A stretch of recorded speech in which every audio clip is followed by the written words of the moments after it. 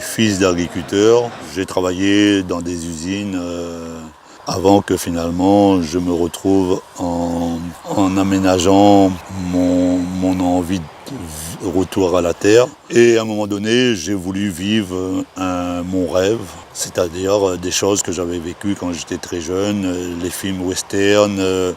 Le cheval, pour moi, ça représentait la liberté, mais c'était quelque chose d'inaccessible. Le rêve peut devenir réalité, mais ça demande même d'énormes sacrifices. Parce que aller me former pour être guide équestre, chose qui a le temps de 2 ans et demi, 3 ans, pour avoir les bases.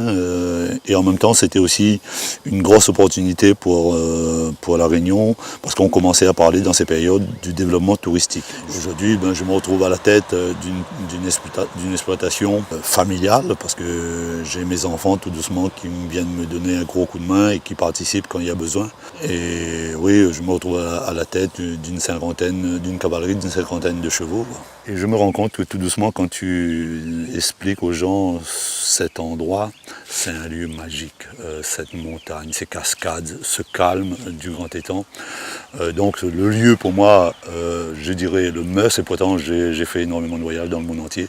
Quand j'arrive, grand étang pour moi c'est quelque chose d'incontournable. Et c'est accessible à tout le monde, c'est même ça aussi qui est très important, parce que tu as des lieux, il te faut presque prendre la fusée pour aller, alors que nous là, très facilement, des gens de tout âge peuvent aller le découvrir à pied, évidemment à cheval, c'est encore mieux, et c'est vraiment quelque chose de très fort.